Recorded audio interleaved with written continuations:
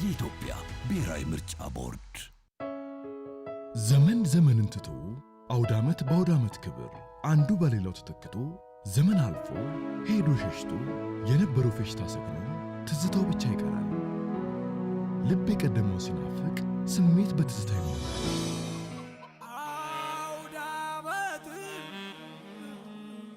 ብርቱ ድጋፍ ካለ ግን ሐዘኑ ለጊዜው እንጂ ድርበቡን ልኩን አያልፍም።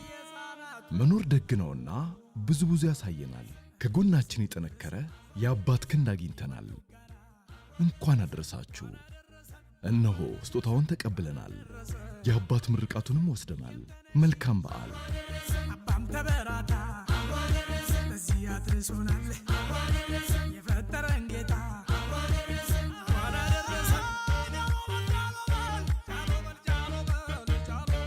አማራ ባንክ ከባንክ ባሻገር።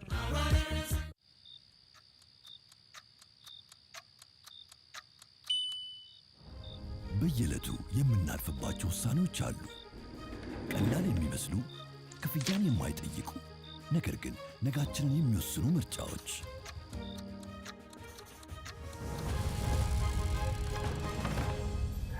ያለማቋረጥ ትጋትን መምረጥ፣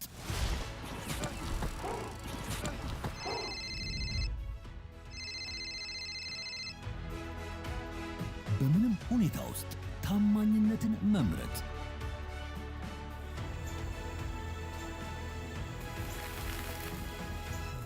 ነገን በማያውቁበት ሁኔታ ውስጥ እንኳን ተስፋን መምረጥ፣ መቀጠልን ስለወሰኑ ውጤታማ፣ ለሌላ ማሰብን ስለመረጡ ደስተኛ፣ መለወጥን ስለመረጡ እዚህ ደርሰዋል። ሁሉም ምርጫ ትርጉም አለው። የኢትዮጵያ ብሔራዊ ምርጫ ቦርድ። እንኳን ለገና በዓል በሰላም አደረሳችሁ። የሁላችን ከተማ አዲስ አበባ የቱሪዝም የንግድና የዓለም አቀፍ ኮንፈረንስ የባህል የታሪክ የብዝሃነትና የአንድነት ማዕከል ሆና ጉዞዋን በላቀ ልዕልና ቀጥላለች። በሁሉም ዘርፍ ዘላቂና ቀጣይነት ያለው ለውጥ እያስመዘገበች ጀምራ በጥራትና በፍጥነት የመጨረስ ተምሳሌት አዲስ አበባ በተለይም በኮሪደር ልማት በወንዝ ዳር ልማት ፕሮጀክትና በሰው ተኮር ሥራዎቿ ዓለምን እያስደመመች አዲስ ታሪክ መጻፏን ቀጥላለች። ዛሬም በ24/7 መርህ እየተጋች የትናንት ዳን እያራገፈች ለነገ ትውልድ የሚተርፍ ስንቅ ሰንቃ ለነዋሪዎቿ ምቹ ለጎብኚዎቿ ሳቢ የሆነችው መዲናችን አዲስ አበባ እንደ ስሟ አዲስ ውብ አበባ መስላ እንኳን አደረሳችሁ ትላለች። በዓሉ የሰላም፣ የፍቅር፣ የአንድነት የበለጠ ትጋት የምንጎናጸፍበት ይሁንልን። የአዲስ አበባ ከተማ አስተዳደር። ቀጥለናል። አዲስ አበባ ከሚገኘው ስቱዲዮአችን ተጨማሪ መረጃዎችን የምንሰማበት ሰዓት ላይ ደርሰናል። ስንመለስ የውጪ የቢዝነስና ስፖርታዊ መረጃዎችን ከዚሁ ከዋናው ስቱዲዮ ወደ እናንተ የምናደርስ ይሆናል።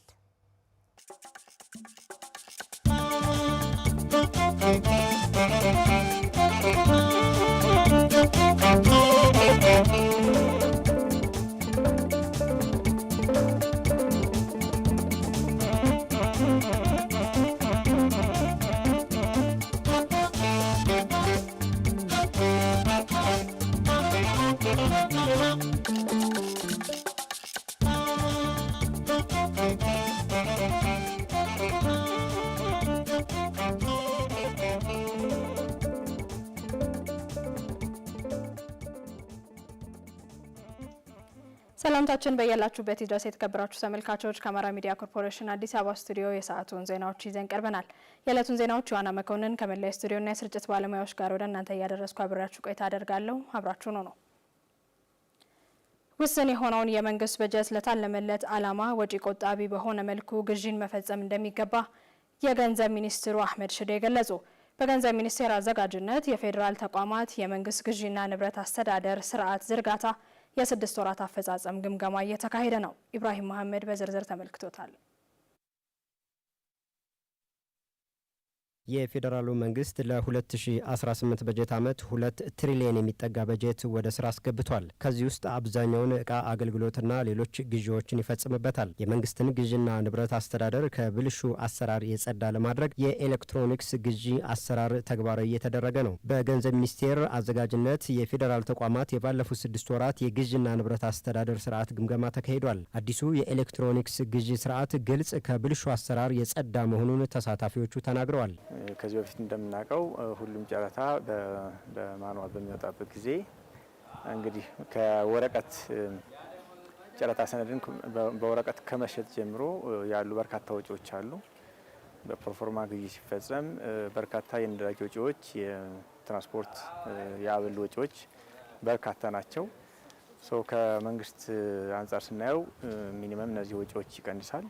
ከጊዜ አንጻርም ረጅም ጊዜ የሚወስዱ ጨረታዎች አሉ። አብዛኛው ጨረታ የሚሰራው በስራ ቀን ነው። የበፊቱን የግዢ ስርዓታችንን ስናይ የተለያዩ ስራዎችን ለመስራት ከክልል ወደ አዲስ አበባ ወይም እቃው ወደሚገኝበት አገልግሎት ወደሚገኝበት ጉዞ ነበረ። የነዳጅ ጉዞ አለ፣ የወሎ አበል አለ፣ የትራንስፖርት አለ፣ የተለያዩ የአየር የየብስ እንዲህ የመሳሰሉ እነኚህን ወጪዎች በአሁኑ ሰዓት የለም። ምክንያቱም ምንም አይነት ወጪ የለውም። ቤት ቁጭ ብለ ቢሮ ቁጭ ብለ የምትሰራው ስራ ስለሆነ በዚህ ደረጃ ከፍተኛ ወጪ መቀነስን አሳይቷል። ግልጽነት ከመፍጠር ውጪ ፈጣን የግዢ ስርዓት ተጠያቂነትን ያስከትላል።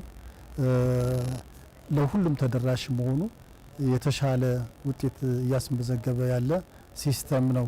እኛም ነፃ ነን ከተጠያቂነት። ድሮ የነበረው አሰራርና አሁን ያለው አሰራር ከፍተኛ ልዩነት ነው ያለው። በዚሁ መሰረት ጥሩ ውጤት አስመዝግበናል የሚል ሀሳብ ነው ያለኝ። የገንዘብ ሚኒስትሩ አህመድ ሽዴ ዘርፉ ከፍተኛ ፋይናንስ የሚንቀሳቀስበት በመሆኑ ለብልሹ አሰራር ተጋላጭ ነው። ጠንካራ የቁጥጥር ስርዓትን በመዘርጋት ከብልሹ አሰራር የጸዳ ለማድረግ የተለያዩ አሰራሮችም ተግባራዊ እየተደረጉ መሆኑን ገልጸዋል። አብዛኞቹ ተቋማት አሁንም በአካል ደብዳቤዎችን በማምጣት አገልግሎቱን በማግኘት ላይ የሚገኙ ቢሆንም በቀጣይ ግን የተዘረጋውን ስርዓት በመጠቀም በዲጂታል ሲስተሙ ብቻ ጥያቄዎች ማቅረብ ያለባቸው ሲሆን ባለስልጣን መስሪያ ቤቱም ለጥያቄዎቹ ተገቢውን ምላሽ በሲስተሙ መስጠት ይኖርበታል። ስለዚህ ያለማነውን ዲጂታል ፕላትፎርም መጠቀም ይኖርብናል ማለት ነው። ግብረ መልስም ካለ ኮሙኒኬሽንም ካለ በዛው ስርዓት መሆን አለበት ማለት ነው። ይሄም በወረቀት ላይ የምናወጣው ወጪ ይቀንሳል፣ ስርዓቱን ያዘምናል። ፕሮአክቲቭ የሆነ በዲጂታል የታገዘ ግብረ መልስ ለመስጠትም በጣም የሚያግዝ ይሆናል ማለት ነው። ውስን የሆነውን የመንግስት በጀት ለታለመለት ዓላማ ወጪ ቆጣቢ በሆነ መልኩ መጠቀም እንደሚገባ ሚኒስትሩ አሳስበዋል። የኤሌክትሮኒክ ግዢ ስርዓት ያው የጨረታ ተወዳዳሪዎች ተጠቅመው የሚያሸንፉበት ስርዓት ነው። በጨረታ ዋጋ ብቻ ስላሸነፈ ያለ ገበያ ዋጋ መመሳከር ሊሄድ አይችልም ማለት ነው። ይሄ አብኖርማል ነገሮች ከመጡ ለመቆጣጠር ያመቻል ማለት ነው። አይ ጨረታ ስርዓቱን ተከትለናል፣ በዛ መሰረት ነው የመጣ ዋጋ ተብሎ ከገበያ ዋጋ በላይ ከፍ ያለ እንደሆነ በጣም ኢንፍሌትድ የሆነ ከሆነ ያ ጨረታ መሰረዝ አለበት ማለት ነው። ወይ ከገበያ ዋጋ በታች በጣም በከፍተኛ ደረጃ ዝቅተኛ ከሆነ ደግሞ ተገቢውን ጥራት ያለው አገልግሎት ወይም እቃ ሸቀጥ መቅረቡን ማረጋገጥ ያስፈልጋል ማለት ነው። ስለዚህ የገበያ ዋጋ ጋር መመሰካከር የሚለው ማመሳከር እጅግ በጣም ኢምፖርታንት መሆኑን በደንብ መያዝ ያስፈልጋል። በውይይቱ በቀጣይ 6 ወራት የፌዴራል ተቋማት የኤሌክትሮኒክስ የግዥና ንብረት አስተዳደርን የሚያሻሽሉ አቅጣጫዎች ተቀምጠዋል። በሰሜን ሸዋ ዞን ባለፉት 6 ወራት በተከሰተ ከ70 በላይ የትራፊክ አደጋ ከ180 በላይ ሰዎች መጎዳታቸውን የዞኑ ፖሊስ መምሪያ ገለጸ።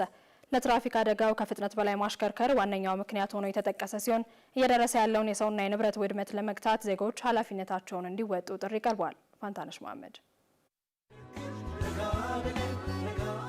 በሰሜን ሸዋ ዞን የትራፊክ አደጋ ክስተቱ ከአምናው ተመሳሳይ ወቅት ጋር ሲነጻጸር በከፍተኛ ሁኔታ መጨመሩን የሰሜን ሸዋ ዞን ፖሊስ መምሪያ መረጃ ያመላክታል። አደጋዎች በዋናነት ዋናውን የአስፋልት መንገድ ተከትሎ የሚከሰቱ መሆናቸውን የመምሪያው መረጃ ጠቋሚ ነው። በዞኑ በአብዛኛው ኤፍራታና ግድም ወረዳና ባሶና ወራና ቀይት ንዑስ ወረዳ አደጋዎች መብዛታቸውን ተከትሎ የኤፍራታና ግድም ወረዳ ፖሊስ ጽሕፈት ቤት ኃላፊ ኮማንደር መሐመድ መኮንንን አነጋግረናቸዋል። በወረዳው ከ10 በላይ አደጋዎች በ6 ወሩ ተመዝግበዋል ብለዋል።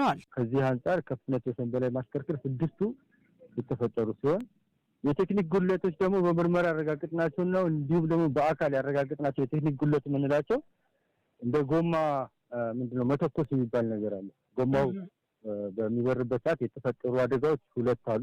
በዚሁ በተመሳሳይ መስመር በባሶና ወራና ወረዳ የቀይት ንዑስ ወረዳ ፖሊስ ጽሕፈት ቤት ኃላፊ ኢንስፔክተር በቀለ ማሞ በበኩላቸው የመንገዱ ጠመዝማዛ መሆን ለአደጋ ክስተቱ ምክንያት መሆኑን ገልጸዋል። መንገዶቹ በራሱ ጠመዝማዛ ናቸው።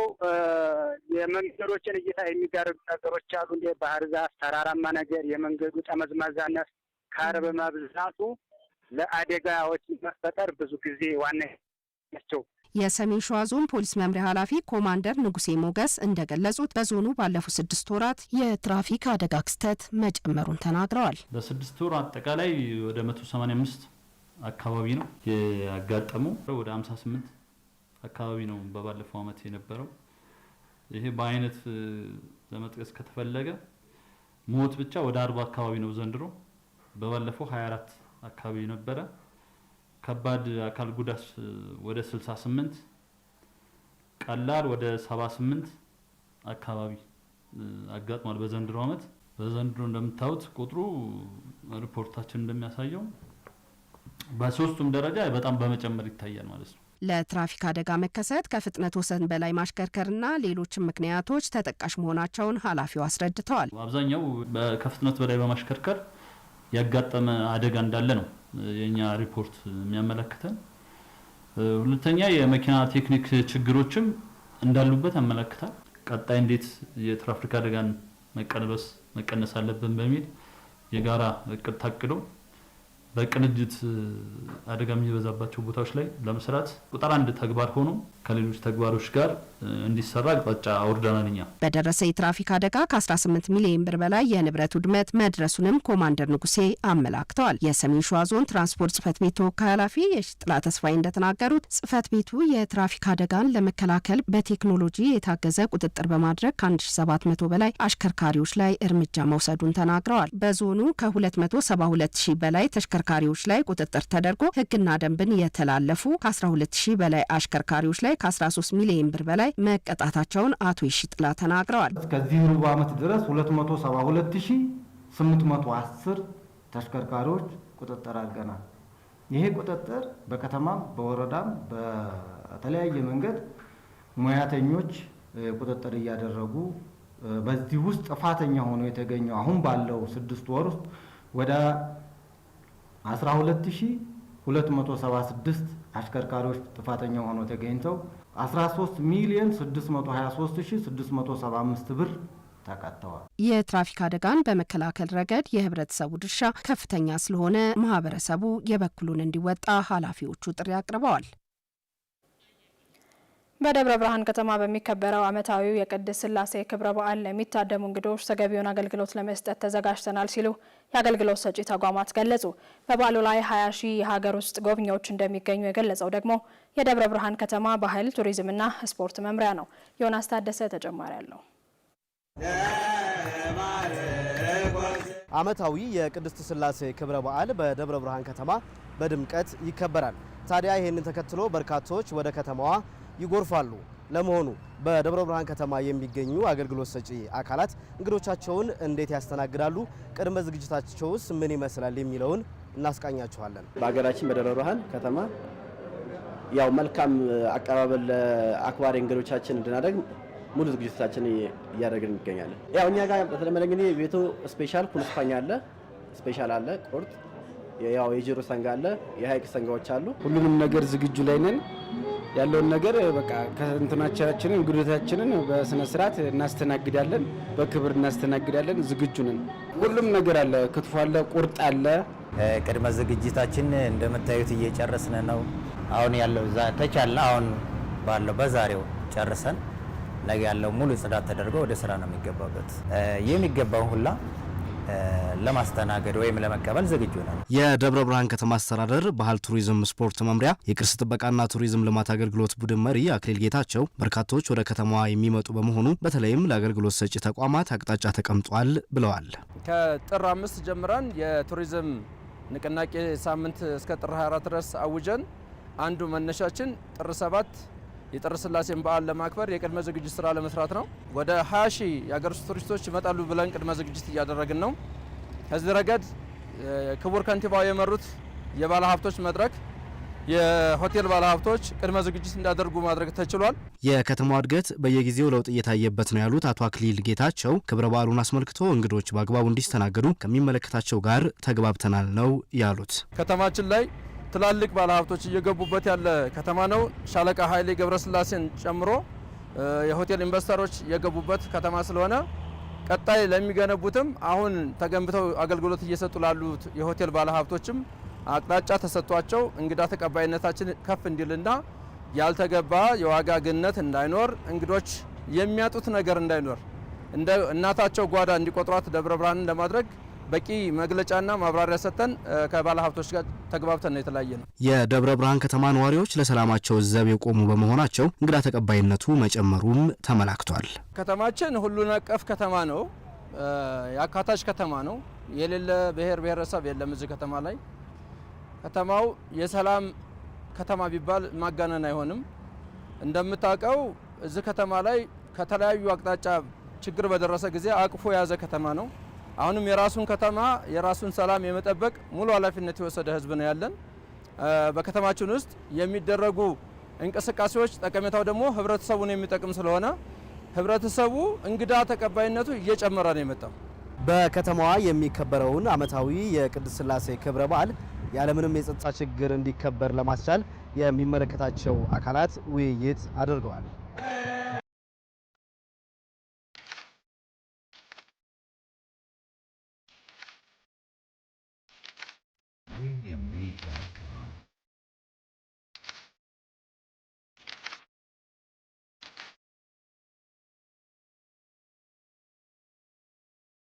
የተከታተላችሁ የምትገኙት ከአሚኮ አዲስ አበባ ስቱዲዮ ወደ እናንተ እየደረሰ ያለውን የዕለቱን ዜናችንን ነው። አሁን ደግሞ ማናቸው ወደ ተሰኘው ዘገባችን እናልፋለን። በኢትዮጵያ የሕክምናው ዘርፍ እንዲያድግ አሻራቸውን ካሳረፉ ባለሙያዎች መካከል ፕሮፌሰር እደማርያም ጸጋ አንዱ ናቸው። በጤናው ዘርፍም በርካታ ምርምሮችን አካሂደዋል። በዛሬው የማናቸው ዘገባችን ፕሮፌሰር እደማርያም ጸጋን እንመለከታለን። ድልነሳ መንግስት ያዘጋጅቶታል። ፕሮፌሰር እደማርያም ጸጋ በሕክምናው ዓለም የኢትዮጵያ የዘመናዊ ሕክምና ፋና ወጊ ተብለው የሚጠሩ ታላቅ ሰው ናቸው። ታሪካቸው የሚጀምረው በ1930 ዓ.ም ጎንደር ከተማ ነው። ትምህርታቸውን በአዲስ አበባ ዩኒቨርሲቲ ካጠናቀቁ በኋላ በካናዳው ማክጊል፣ በታዋቂው የለንደን ትሮፒካል ሜዲሲንና በስዊድኑ ሉንድ ዩኒቨርሲቲ በቫይሮሎጂ የዶክትሬት ዲግሪያቸውን አግኝተዋል። የሚገርመው እዚያ በከፍተኛ ውጤት ሲመረቁ የካናዳ መንግስት ዜግነት ውሰድና እዚሁ ቅር ብሎ በክብር ቢለምናቸውም እሳቸው ግን አገሬና ወገኔ ይጠብቁኛል ብለው ወደ አገራቸው ተመለሱ። ዛሬ ላይ በትንሽ ነገር አገር ጥሎ መውጣት ፋሽን በሆነበት ዘመን እሳቸው ስለ ሀገር ፍቅር ብዙ የሚያስተምሩ ናቸው። በአዲስ አበባ ዩኒቨርሲቲ የመጀመሪያው የውስጥ ደዌ ሙሉ ፕሮፌሰር ለመሆን በቅተዋል። በ1967 ዓ.ም በኢትዮጵያ የመጀመሪያውን የውስጥ ደዌ ስፔሻሊቲ ትምህርት በማቋቋም ሐኪሞች አገር ውስጥ እንዲሰለጥኑ አድርገዋል። በጥቁር አንበሳ ሆስፒታል የመጀመሪያውን የጋስትሮ ኢንተሮሎጂ ክፍልና የኢንዶስኮፒ ማዕከል አቋቁመዋል። ከ86 በላይ ዓለም አቀፍ የምርምር ጽሑፎችንና መጽሐፍትን በማበርከት የአገራችንን ስም በዓለም አቀፍ የሕክምና መድረክ አስጠርተዋል። ስለ ጉበት በሽታና ስለ ቫይራል ሄፓታይተስ በርካታ ምርምሮችን ያደረጉ ሲሆን ዛሬ አገራችንን እያገለገሉ ያሉ ከ5000 በላይ ዶክተሮች የእሳቸው እጅ ያረፈባቸው ናቸው። በመጨረሻም ወደ ዕለቱ አጫጭር ዘገባዎች እናልፋለን። መሰረት መቅጫ ታቀርበዋለች።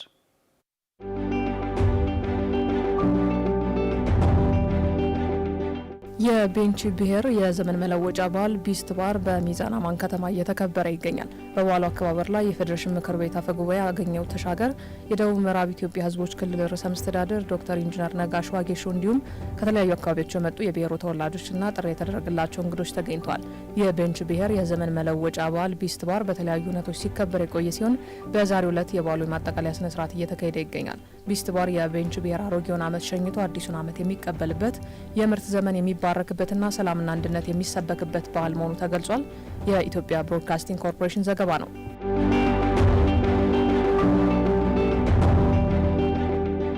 የኢትዮጵያን የንግድ ምህዳር ተወዳዳሪነት የሚያሳድግ የማክሮ ኢኮኖሚና የሕግ ማሻሻያ መደረጉን የንግድና ቀጠናዊ ትስስር ሚኒስትር ዶክተር ካሳሁን ጎፌ ገለጹ። የኢትዮ ጃፓን የንግድ ፎረም በአዲስ አበባ እየተካሄደ ይገኛል። የንግድና ቀጠናዊ ትስስር ሚኒስትር ዶክተር ካሳሁን ጎፌ በዚህ ወቅት እንዳሉት የሁለቱ ሀገራት የንግድ ልውውጥ በመልካም ጎዳና ላይ እንደሚገኝ ገልጸዋል። በዚህም በጃፓን ገበያ ለኢትዮጵያ ቡና፣ ለሰሊጥ፣ ለአበባ እንዲሁም እሴት ለተጨመረባቸው እንደ ጨርቃጨርቅና የቆዳ ውጤቶች ያለው ፍላጎት እያደገ መምጣቱን አንስተዋል። የኢትዮጵያ መንግስት የንግድ ከባቢን ለማሻሻል ተወዳዳሪነትን መጨመርና የግል ዘርፉን ማነቃቃት የሚያስችሉ አጠቃላይ የማክሮ ኢኮኖሚና የህግ ማሻሻያዎችን እያከናወነ እንደሚገኝም ተናግረዋል። የጃፓን ባለሀብቶች በዚህ ሰፊ የገበያ ልዩ እድሎች እንዲጠቀሙም ሚኒስቴሩ ጥሪ ማቅረቡን ኢዜአ ዘግቧል።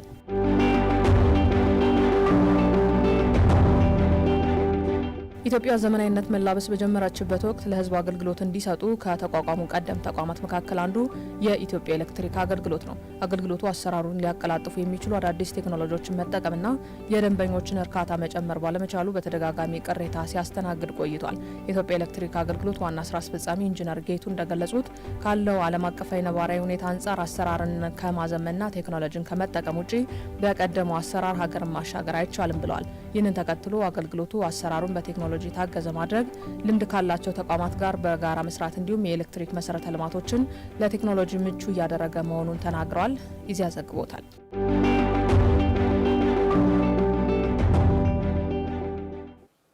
ተመልካቾች ከአማራ ሚዲያ ኮርፖሬሽን አዲስ አበባ ስቱዲዮ ወደ እናንተ ሲደርሱ የነበሩ የዕለቱ ዜናዎቻችን በተከታተላችኋቸው መልኩ ተጠናቀዋል። አብራችሁን ስለነበራችሁ ከልብ እናመሰግናለን። በያላችሁበት መልካም ጊዜ ይሁንላችሁ።